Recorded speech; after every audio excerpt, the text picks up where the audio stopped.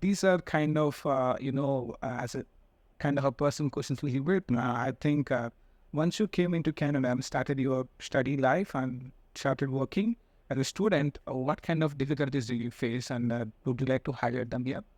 Yeah, sure. So working was in like part-time job, Mhm. like yeah. So yeah, one of the biggest challenges. So I worked in retail, right? When I was here, so like for Walmart for life. I don't know. I could only do it for 6 months. I did Walmart for a long period of time. Worked with Best Buy, and then I worked with Pier One, which went under. Thank God. It was a horrible workplace. I did not like Pier One, and then I worked with Home Depot as well. So yeah, so during that period, one of the challenges that I found was like, I mean, retail doesn't pay that much. Yeah, and so there was a bit of a challenge about like having enough money to take care of yourself and like to kind of like just to live a little sometimes. But the challenge with that was I was trying to balance that working hours with school as well. And there was always the conundrum of like, okay, I need to do more part-time job to make more money so that I can live more comfortably. But for me, and again, like this is how I chose to do it. Was like for me, it's like the discomfort that I felt from not being able to do the things that I wanted to do because of financial constraints. For me, it was a big motivator for me to be very aggressive with my job search. And I refused to increase the number of hours that I was doing. Like I was just doing 20 hours, even though I could do 40 hours because I was like out of school. I would not work more than 20 hours. And most people thought I was crazy because they're like, no. So one of the things is like, I'm an unemployed master's student. I thought the job search process is a full-time job on its own. Yeah. Like, so I wanted to be able to give it that level of dedication.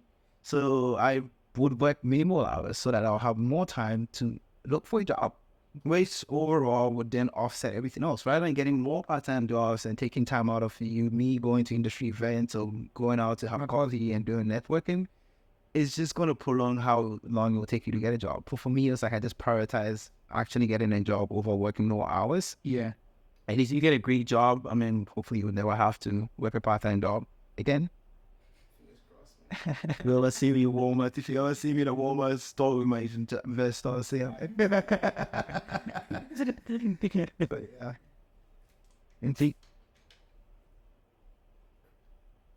one thing, go. When you are talking about the retailing business, which you were doing as a part-time, I also doing the retail. The only thing I like about it is you did not keep much of your physical effort. So when you need to study something, or when you are off work and you need to study something, it becomes much easier since you are not physically strained. That's what I feel we are getting less paid for. What do you think? I 100% agree. Left straight to see, try Walmart, man. Yeah. Walmart is hard. Shit is fair. And I went in the warehouse as well, but it was a lot harder. But the big piece of it was as a as a new as a temporary a new person in Canada, it was like it's a bit of a cultural shift, and there's a bit of cultural shock in it as well, right? But for me, I found by working in retail, I was constantly talking to Canadians or like people who've been here for a very long time. So I remember when I moved here, like there's this chocolate drink we have in Ghana. It's called Milo. It's made produced by Nestle. I love Milo so much. I didn't have any Milo here, and I was like, I don't even know what they have here. Like, what do people have here for chocolate drink? But then I worked in Walmart, so I just asked my coworker. I was like, what are some of the chocolate drinks that so I go to whatever. And then I went there and I was like, oh, okay, so these are the brands. So it's like through working on Walmart, I kind of got to really know a lot about like the different brands, and not just that, but like even understanding how people in Canada express frustration. It's different. Like in Ghana, if someone is mad, they express it differently than how a Canadian would express their anger. Or even when they're happy, people would express it differently. So there are very little things that you pick up from like putting yourself out there and like interacting with people from different cultures. We have done most of the thing. I just want to know a little bit more about your job. So you have transitioned from the oil and gas to the consulting job which you're doing now. So I just want to know, like, is there any reason from getting into consulting from oil and gas, or like is it just the thing? I mean, Yeah. So I think I was talking to you a little bit about this earlier. So it's like when I was even in oil and gas, one of my biggest the biggest motivators in oil and gas, which I considered as my differentiator, was like I was very passionate about improving of business processes. Because coming in, I was like, my job is like, my goal is to help the oil and gas industry to be more efficient, so they can help to reduce the impact of the boom and bust cycle in the industry. So that was always my value proposition, and that was exactly what I focused on when I was in oil and gas. So I spent a lot of time helping like my company to figure out how to get the most out of their technology investments that they had. And I was trying my best to kind of redesign a few processes in there to kind of make it more technology centric and stuff.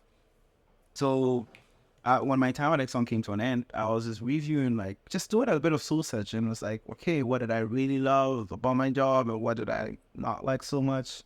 And I found that like I was very passionate about like the part of my job that was very focused on the technology and improvement of processes. So then it was a pretty much a no-brainer for me to be like, okay, best type of job that I can get into is technology consultant, because pretty much just my job is to help organizations improve their business processes with technology. yeah. So that is essentially what I do as my day job now. So that was like what kind of prompted that shift. And so I already had the predispositions, excuse me, I already had the predispositions to kind of make that switch pretty seamless. But I had to do a lot of like upskilling to understand like software development life cycles. What are some of the terminologies that you need to understand? Like just get myself familiar with like doing process improvement or business process improvement as a consultant, or like you know what I mean. So there's a little bit of research, a little bit of upskilling on LinkedIn and Coursera and Udemy and whatnot. But yeah, it was pretty straightforward for me. Yeah. I mean, is it really tough to transition from oil and gas to consulting, or I mean, you need to keep a lot of effort. I know you kept a lot of effort, but how easy it is to switch from one domain to the other domain? Yeah, so like the technical term is called pivoting, right? So it's like Yeah. so it's like you just essentially make a 180 or a 180 degree turn. So making a pivot, it's very important for you to know your destination and not just like what they put on the website, like know it as well as what the people inside it think it is, right? So then that'll take talking to people who already work in those industries to get a better understanding of it. And the reason being that when you start from there, now you start realizing, okay, this is exactly what I want to do. Now you look at your past experience and like, what did I do in the past that relates to this new role that I want to get into? Okay.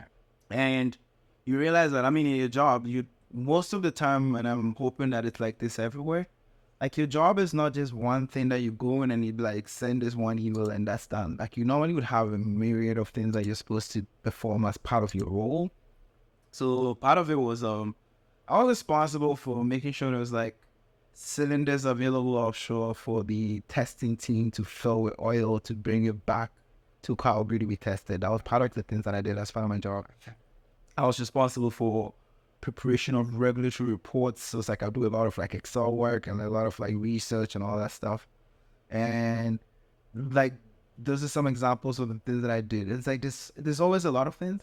So if you really review the job descriptions or the roles that you perform, maybe there's always that one thing that you did that you didn't like very much. For me, that was like SAP. So part of my job was like I just, as part of like movement of products and stuff, I had to go in SAP and perform a few actions in SAP. It was not my favorite part of my job. But I realized when I wanted to go into consulting that there was potential, there's a lot of growth happening in SAP. So then it's like, like I guess I would tell them that I used SAP in my previous job. Yeah. Right? So it's like it was relevant. So that you need to think of all the things that you've done, find the ones that relate to the new role, and make sure you're tailoring your resume accordingly so that it makes sense to the people on the other side to say, okay, like this person might be trainable or whatever. But that was one of it. And then when you realize that there's a gap, you perform due courses to fill those gaps, right? So I realized I didn't know much about software development lifecycle, which is essentially the process where software moves from an idea to a product. So then I how do I build that knowledge? I did a bunch of courses and got very familiar. And then I added those courses as well to my resume. So that's like one of the ways that I kind of handled it from my end. And there's a lot of a lot of research and a lot of work, but overall, like, you come up with a resume that makes sense to the other people. You show up in an interview and you actually be able to speak the language of the people in the other industry. Yeah. So for me, that was a big differentiator, I'll say. I mean, since we had a couple of interviews, I just want to know what is the interview process. I mean, what kind of questions they ask and how many kind of interview rounds you have, who you get hired. Yeah, sure. So I'll share with you the worst interview experience that I had. Just my first interview not my first interview in Canada, because I did a bunch in my retail days. Mm-hmm. But the first interview for that's a real job, because it was my first actual job in engineering. It was a total disaster. Like, it was a process improvement role with an original equipment manufacturing company in Alberta. Mm-hmm. And I remember I got the course material, and I was speaking to a friend who worked there, and he gave me all the gist of the things that I was supposed to know about. So I went and I studied. I remember staying up nights on end, studying everything that I could about process improvement. I go to an interview, and then the first question they asked me was, tell me about yourself. And I was like, well, my name is Kay. It was anything else you want to know. It was a designer, essentially. I was like, okay, so it's like, how do you deal with conflict? And I was like, what are you going to...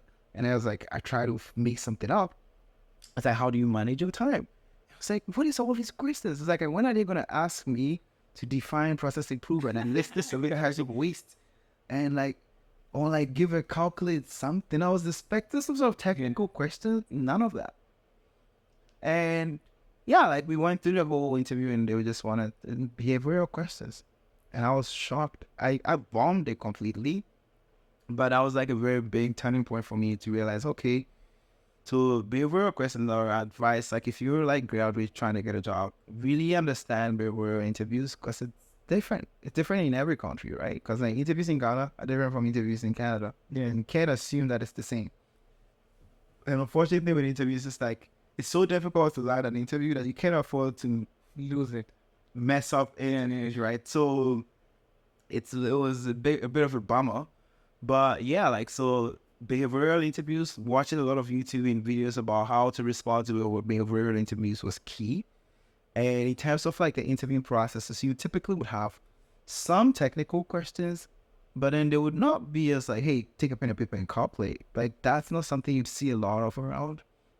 But you'd have case interviews as well, which is if you're going into consulting. Again, I think it's more specific to the industry you're interviewing in. Try to understand. So most companies will do a great job of publishing what interviewers should expect, interviewees should expect in the with their process. Or so then they will tell you, hey, first process would be an assessment, second process would be a behavioral interview, second process a technical interview, and then the last process is maybe assessment day or whatever. They will normally be upfront to go on the company's website, look on your recruiting page. You would always find something there. Yeah.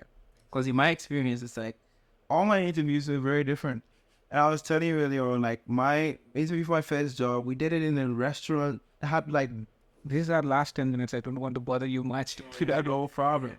So once one thing, can I get you a reference once it is done? Sure, man. Reach out to me. You have my link. I'll send you my work email or something. Yeah. Send along your resume. Sure thing.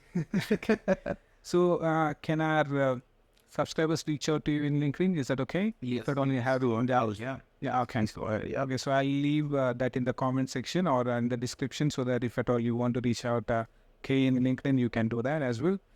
So, the last question is, any suggestions for the students who are coming to Canada or any suggestions in general, if you want to give a student who is actually about to land in the job, or any suggestions to a student who is coming to Canada? Any suggestions? Research. See, there's a cliche. It's a very cliche approach, knowledge is power. It's the more you know, the better. It doesn't take much out of you away from you to know. Yeah. Right? So it's when you want to immigrate to Canada, learn as much as you can about Canada. And that by way of like learn about the industries, learn about the schools, learn about the program, learn about the people who live there. The good thing is we're in the information age now. Everything is on the internet, right? So it's like just Google as much as you can. Like obviously be mindful of consuming the wrong type of information, but then also validate your knowledge using platforms like LinkedIn. So reach out to people, like establish like personal connections with people to validate the knowledge that you have. Because like the Western, it's kind of a little bit like a turn off when someone reaches out to me and be like, what is memory rest like? I'm like, what do you mean? Like, yeah, it can Google it. I'm sure you can find it's like don't ask questions that you can find on Google. Like maybe you Googled it and then you found something and it's like maybe you ask a much deeper. Yeah, I'm like, oh, like or maybe something related to personal experience. That is much more easier for people to respond and people. Sorry for No. I have seen people reaching out to me asking the university fee. It can be found easily, right? Yeah. Still, people like to ask the university fee. I'm not sure why. I understand, like they add up and like the usual fee is different and the add-ons are different, but they're actually asking me what is the whole course is gonna cost. It's not gonna take much time if you do the you will take. Yeah. It's not gonna take you much time, but still people are asking. But Yeah. you need to do your own research. But if you told you're passionate about the course and if at all you're passionate about the college or university you're coming, you need to do your own research. That's what I say to anybody. Yeah, I 100% agree. Right, like it's a lot of there's so much information out there, and for me, it's like I like to research a lot. So it's like it's the way I do things is learn as much as I can, validate my knowledge with an actual human being, and then move over from there. It's the same thing when it comes to try to get a job. It's like learn as much as you can about the country, and be willing to meet people halfway. It's like it's like there are sometimes you need to kind of understand how to facilitate a conversation. It's like you move to Newfoundland, or in our case, right? You live in Newfoundland, you know nothing about Newfoundland. yeah. But like you find yourself in an interview and they're like, how's your weekend? And you're like, I was just and like again, as I said, like people typically want to hire someone that they kind of feel like they can get along with. Yeah. Don't make that very difficult for the interviewer. So it's like have experiences, like do things, like you like what we're doing now. Like you have a YouTube channel, you're like reach out, you're like part of a community, like you're doing something. So it makes it more easier for you to strike a conversation with people, and other sides of your personality come on through those conversations, right? So it's like don't forget to live actually and create experiences that adds to your ability to tell good stories. And don't be boring. That's just but then again, do research. Understand Newfoundland. Understand the challenges that people in Newfoundland face, and understand what people in Newfoundland love. And that applies to wherever you want to live in Canada. It's important for you to make a point to actually know the location, because it will come in play. Like when you're interviewing in Alberta, it might be very different from when you're interviewing in Newfoundland. Yeah. But again, like read the room. Like if you've done your research about Alberta, you know what people in Alberta might like to talk about. If they ask you how was your weekend and you were like, I went to the mountains, they're gonna be like, what? Which part of the mountains did you go to? You have a great icebreaker even before the interview starts. If you're in Newfoundland, what did you do? I went to Kingsfield. I mean, maybe you actually did go to Kingsfield. I went for a hike. It's like, which hike did you do?